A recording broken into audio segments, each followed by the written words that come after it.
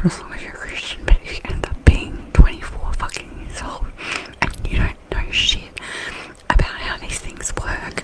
You've only heard of STIs. You're just, you're just blind, walking into this world full of people who are just actual pieces of shit.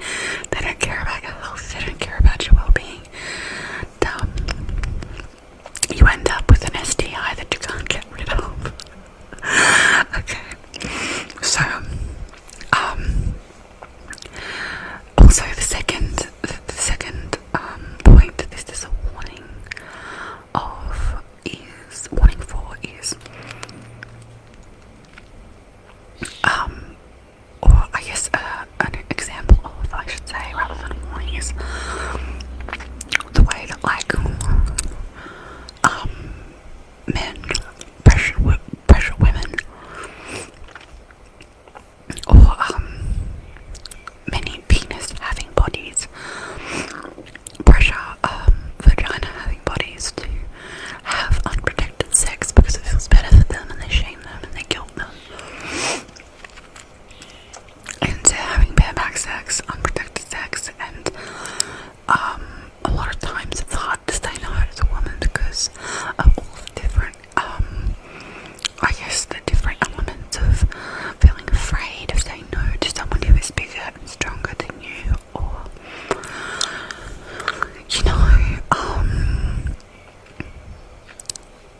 just general shame, especially if they try to use shame as a way of guilting you into it. For me, it was very much the shame of not having a lot of sexual experience or any real sex education. It's like, well, you don't know how things work in adult relationships outside of the cult that you're in. So, yeah, you should just do what I want to do. So, yeah, my ex-boyfriend, he was a real cunt, and, I didn't even like him. I dated him because I felt like I had something to prove. I felt like, I'll just do this so it actually feels like a more interesting, legitimate ASMR video. There you go. Anyway, he was a cunt, and I didn't like him from day one. I met him on OkCupid when I was living in Melbourne, and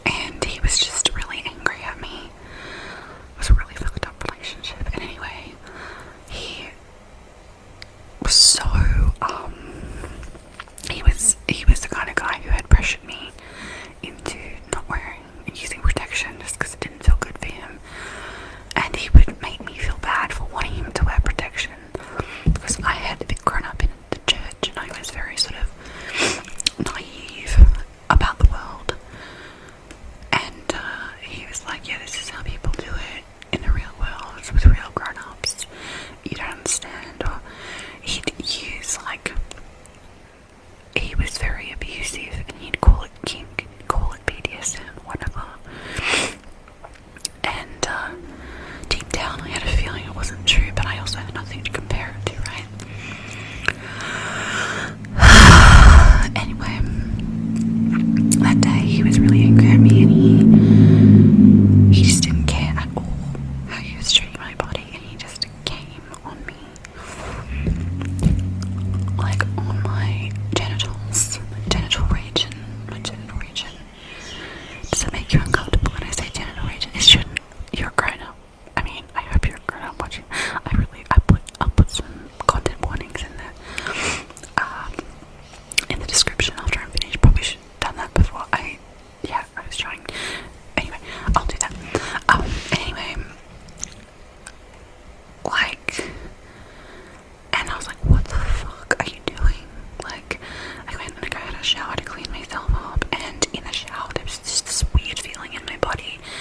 It was almost like a clicking feeling, and I was like, something has just happened to my body, like intuitively. I just knew that something had happened. And the next day I woke up at my home. I was at his house when that happened, and I went back home. And I woke up. Now this is very graphic, guys. I'm gonna be real with you. I'm not gonna sugarcoat this shit for anyone, because this is real. And this is what happens when you get a herpes outbreak, okay? And it is very true. The first outbreak is generally the worst, and it's definitely the case with me. So yeah.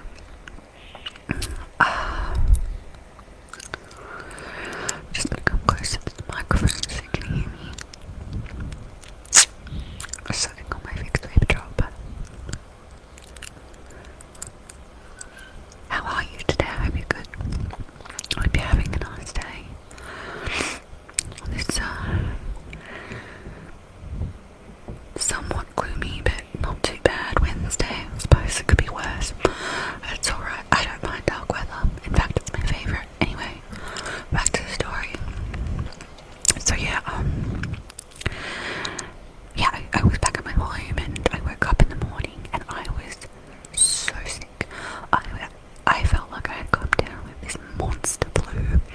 Sorry, I look like a monster. I'm like creeping down like this, but it's like it's what I have to do to speak into the microphone the way they want to. Anyway, yeah, it was like I had this monster flu, and I nearly couldn't walk. And when I tried to get out of bed, I was hit by this, like, the most painful feeling I've ever had in my vagina in my whole life. And I had no idea what was going on. And so what I did was I got a mirror. I had a mirror standing up, and I was like, I took my clothes off, and at least my bottoms off, and I looked in the mirror. Hi to the one person watching. Just so you know, I'm at a very graphic part in my story about contracting herpes. So yeah, lots of mention of like female genitals and not so pleasant imagery. Yeah, so I looked in the mirror and I looked down at my vagina, and I swear to fucking God, it looked like my vagina had closed up. And I was terrified. I was like, what is going on? I have no idea what's happening to me. And it just so happens that on that day, I was supposed to be going back to my partner's house, because I had made lunch for one of his friends. But because I was so unwell, I could hardly move, I called him up and I asked him.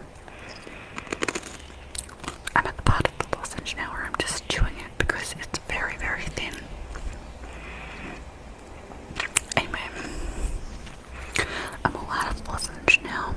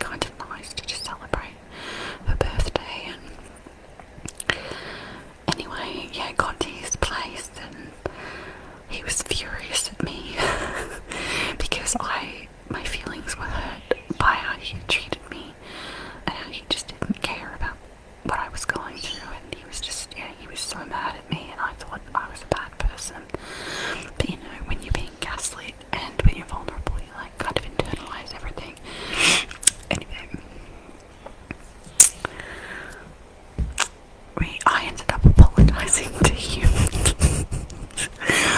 I ended up apologising to you.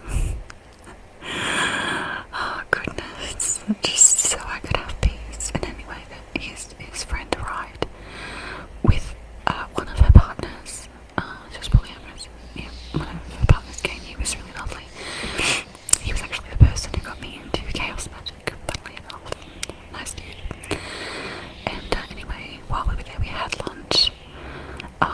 He hardly looked at me the whole time, treated me like shit. It was very much, straight out of a scene from All Too Well by Taylor Swift. Not even a joke. Anyway. Then, I kid you fucking not, he was such a piece of shit. He goes inside after we finished lunch. And he gets the muffin that I had bought and the candle, brings it out, candle lit in the muffin. And he's like, oh, look what we got you. And I'm like, look what we got you. You didn't contribute shit to this day, and you never contribute anything to this relationship financially ever. Like, I bought everything. He bought me Chanel No. 5 from Paris once when he went overseas for work. But that was the one nice thing he really ever did for me. Anyway, that whole day I was so sick, and after his friends left, he was nicer to me, and I ended up calling the nurse on call, and she was like, yeah, you should go to hospital. He took me to the hospital, and as I'm getting out of the car, he goes, okay, I'm going to go see a movie now. So he leaves me at the hospital. Sorry, that was very un-ASMR of me. He leaves me at the hospital, and I have to go by myself. Now, I don't know what the fuck it is about the Alfred Hospital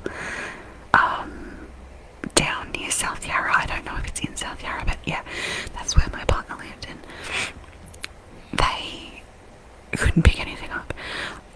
What they did pick up was that I had a UTI and I had a pelvic inflammatory disease as well.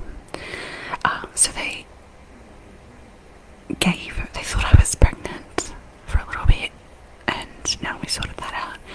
And of course, oh no, that was the second time I had to go. But they couldn't get to the bottom of anything. And so, yeah, sorry, they got to the bottom of the PID and the UTI. And then I went home and I went back to my partner's house, and it kind of got better, but things were still really, really bad.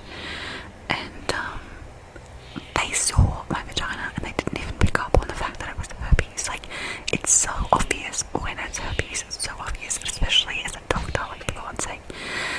Anyway, I am so sick for like a week and a half. And on top of this, I've got my period now too. And I also got a cyst the size of a golf ball on my cervix. Sorry, that was after the herpes diagnosis. I was jumping ahead. But yeah, I ended up going to the Alfred Hospital 3 times in the course of a month, and it was 3.5 weeks, and they did not diagnose me with herpes at all. And all the while, I am sick as fuck, and my partner just was so mean, and he came to the hospital with me the second time reluctantly. And eventually my dear friend Mina, who is just an angel, and anybody who knows Mina knows what an angel he is, my auntie said, you should go to the Royal Women's Hospital, they specialise in this stuff, they'll be able to help you. I called Mina, he dropped everything for me, and the funny thing is, he lived 2 tram stops from my partner, and my partner was just so busy and couldn't be bothered dealing with me. My friend who lived near him drove half an hour to come pick me up and then took me back to the city to go to the Royal Women's. I got there into emergency, nearly fainted,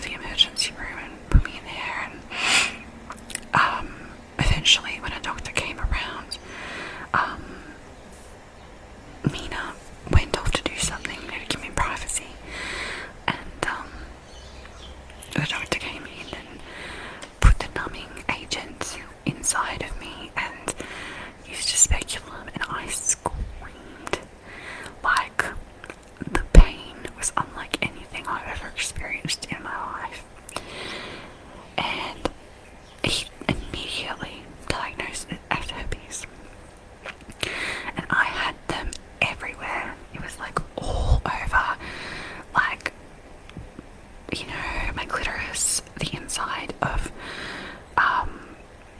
it wasn't like on my vulva or anything, but inside my actual like vagina, around my urethra, all in the like the vaginal canal, and on the cervix as well. And so it was just, no matter what you touched, it was just excruciating. And then Mino came back. He'd gone to the gift shop and bought some chocolates to share with me, and he would like sing silly songs to distract me and make me feel better. And I was like, you're nicer to me than my boyfriend is. And yeah, anyway, I can't remember how long it took me to recover from it, but it was very traumatizing, and I just, to this day, I cannot understand how the doctors at the Alfred Hospital didn't know it was herpes. Like, I went there like 3 times and they didn't pick up on it. That's just fucked. Anyway, that night I went back to my partner's, and it was like the beginning of the end, because I looked at him and I was like, I don't think I can handle being treated so badly anymore. So I called my brother, who lives down here, one of them, and I asked him, can I come and stay with you? And he said yes, of course. And I went back home and I was like, I've got to leave this guy. And yeah, so that is the story of how I caught herpes. And it is, I'm at the point now where like I don't actually have outbreaks very often at all. If stress can cause them, like pretty bad stress, or if you have like rough sex, but I don't really experience breakouts anymore. Now,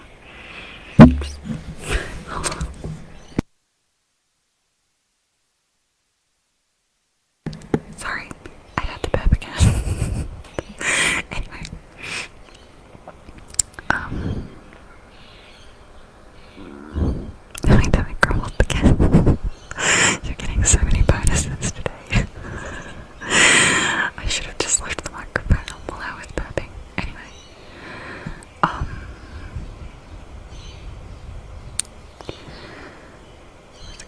what was I going to say? Where was I up to?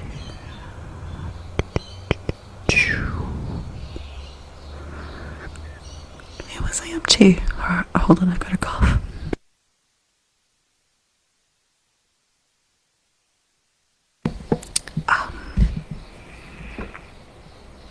Oh yeah, so it took, I think it probably took me a good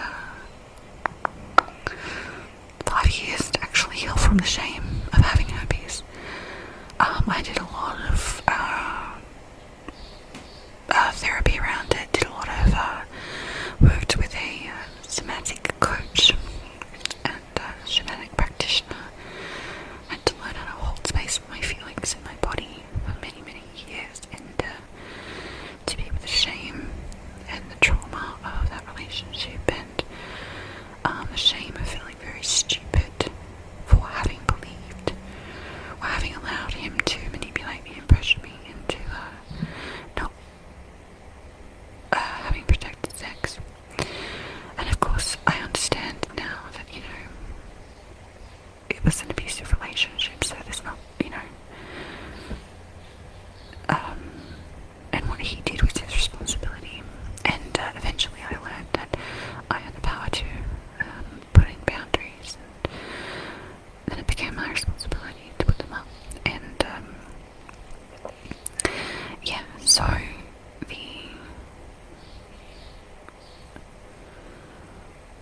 I'm at a point now where I'm not actually ashamed of having herpes, like, at all.